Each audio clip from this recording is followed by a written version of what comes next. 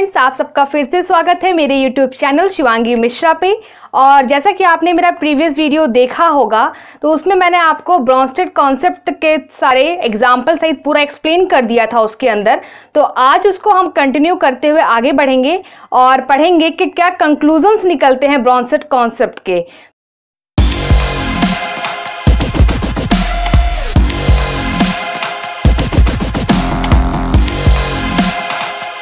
Brønsted concept में क्या था कि जो एसिड है, एसिड उसे कहा गया था जो H+ को डोनेट करता है और बेस उसे कहा गया था जो H+ को एक्सेप्ट करता है। AH+B इक्वल टू A- और प्लस BH। तो यहाँ AH का मतलब है एसिड। मैंने H को अलग से इसलिए इंडिकेट किया जिससे आपको एसिड को पहचानने में और H+ जो डोनेट होगा बेस की तरफ वो आपको देखने में आसानी हो, इसलिए मैंने AH करके इसको रिप्रेजेंट किया है। B मतलब बेस है और आगे वही है कि जब एसिड अपना प्रोटॉन दे देगा बेस को, जब एसिड अपना प्रोटॉन बेस को दे देता है तो उसके पास क्या बच जाएगा कि माइनस चार्ज उस पर डेवलप हो जाएगा और वो एक आयन फॉर्म कर लेगा, एनायन फॉर्म हो जाएगा उसके अंदर और बेस के पास एक प्रोटॉन आ जाएगा, मतलब H आ जाएगा।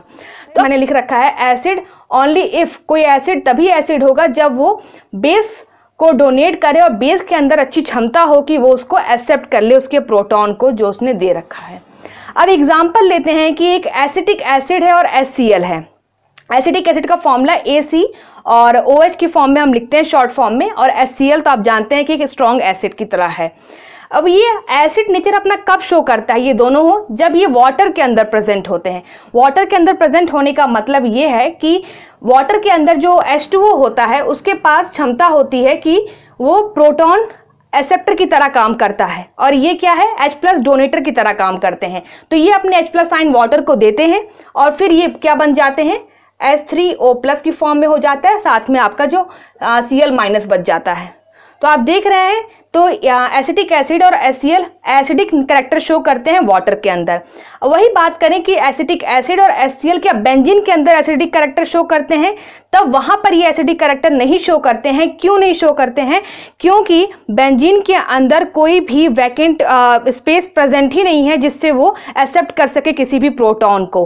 मॉलिक्यूल्स और ions even both can act as the acid and base. Okay, अब हम बात करते हैं आगे थोड़ा सा कि क्या वाटर एम्फोटेरिक नेचर शो कर सकता है।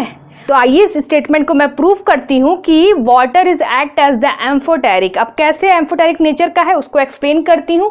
अगर हम पहले बात करें एसिड के लिए तो मैंने लिखा है HA और HA मतलब एसिड को मैं रिप्रेजेंट कर रही हूँ और H यहाँ पर प्रोटॉन की तरह एक्ट कर रहा है। एसिड के अंदर अच्छे से आपको प्रोटॉन नजर आ जाए इसलिए मैंने H को अलग लिख दिया है। वाटर से रिएक्शन कराई मैंने इसके अंदर तो मुझे वापस से क्या मिला, H3O+ और प्लस A- मिला। ठीक है ना। तो यहाँ जो वाटर है वो एक्ट एज कर रहा है प्रोटॉन एक्सेप्टर का। ये क्या कर रहा है, यहाँ से जो इसका H+ आयन है वो वाटर ले रहा है और बना ले रहा है क्या, H3O+ बना ले रहा है, हाइड्रोनियम आयन की फॉर्मेशन कर रहा है और साथ ही साथ रिलीज कर रहा है एसिड A- रूप के फॉर्म में। तो यहाँ देख रहे हैं कि आप water is act as the proton acceptor. ये अच्छे से स्टेटमेंट फुलफिल हो रही है। अब बात करते हैं बेस के केस में। अगर कोई हम बेस लें, बेस मतलब NH3 ले लिया हम लोगों ने, ठीक है ना। NH3 की रिएक्शन कराई हम लोगों ने वाटर के साथ और वापस से उसने फॉर्म किया है NH4+ और प्लस OH- फॉर्म किया है।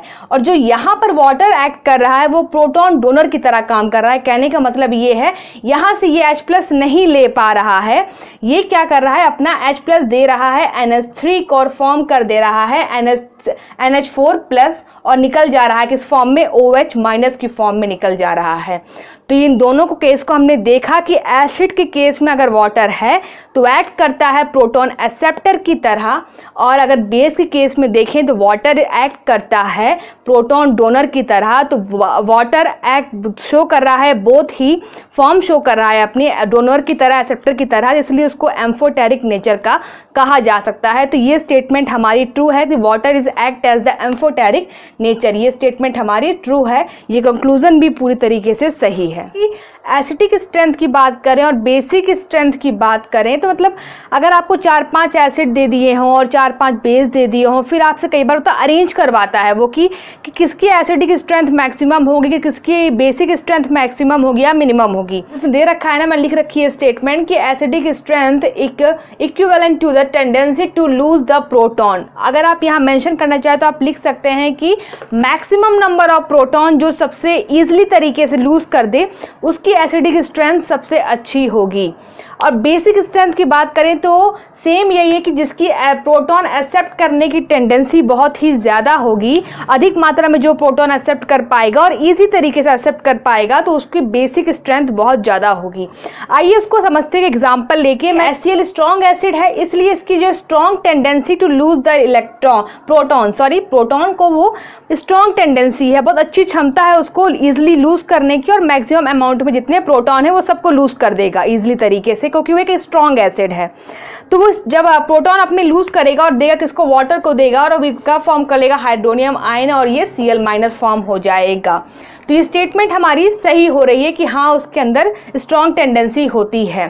तो जो हमारा ये इक्विलिब्रियम अभी बना हुआ है, अब जब ये स्ट्रॉन्ग एसिड ज़्यादा अमाउंट में उसने प्रोटॉन दे रखे हैं तो हमारा जो रिएक्टेंट जो प्रोडक्ट फॉर्म होगा तो वो move to the right side move करेगा। पहले रिएक्शन में आपने देखा कि वो इक्विलिब्रियम पे था अपनी पोजीशन पे, उसने फिर अपना इक्विलिब्रियम शिफ्ट किया और मूव किया उसने toward the right. Toward the right कहने का मतलब कि जब प्रोटॉन अधिक मात्रा में दे रहा है तो हाइड्रोनियम आयन में जो प्रोटॉन है और या फिर जो प्रोडक्ट है वो अधिक मात्रा में बन रहा है।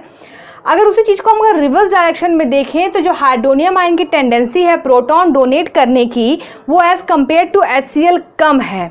HCl कम है, इसलिए जो HCl है वो बेटर एसिड है than the hydronium ion. Acid वाली रिएक्शन चलती है तो जो H2O है वो प्रोटॉन एक्सेप्टर की तरह अच्छा से अच्छा काम करता है।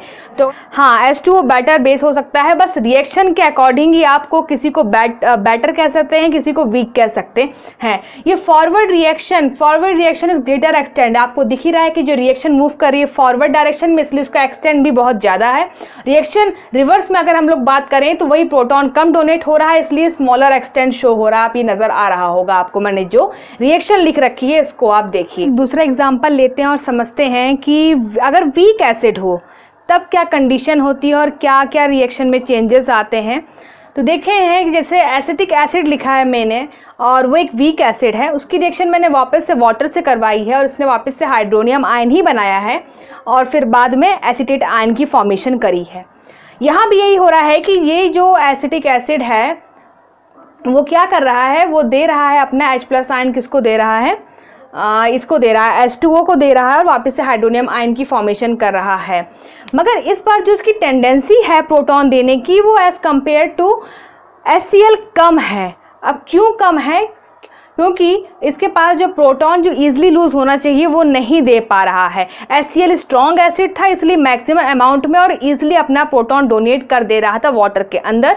मगर जो एसिटिक एसिड है CH3COH है वो वीक एसिड है, इसलिए वो अपनी प्रोटॉन देने की क्षमता है उसके पास कम है एज कम्पेयर टू HCl।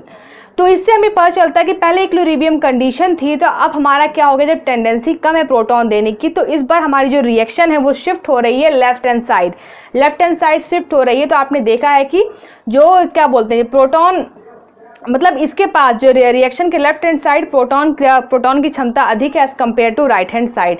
तो हम बोल सकते हैं कि जो फॉरवर्ड एक्सटेंट बात करें तो वो आपका कितना वो क्या हो जाएगा, वो आपका फॉरवर्ड एक्सटेंट हो जाएगा वो स्मॉलर होगा।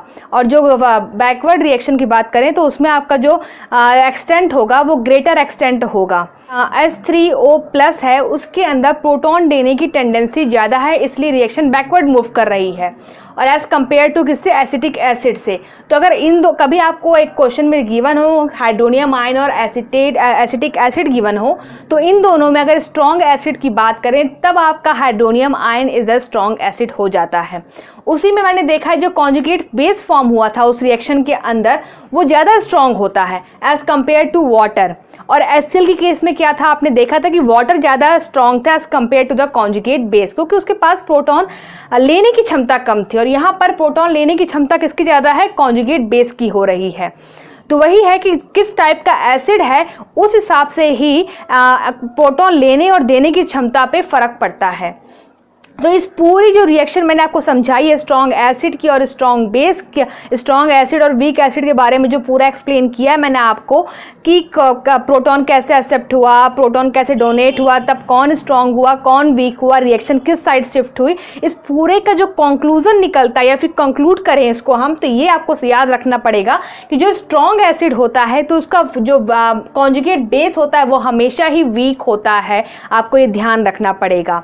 ये आपने देखा भी था HCl के केस में, जब वो एक स्ट्रॉन्ग एसिड है उसका जो कॉन्जुगेट बेस बन रहा था Cl- वो एक वीक कॉन्जुगेट बेस था।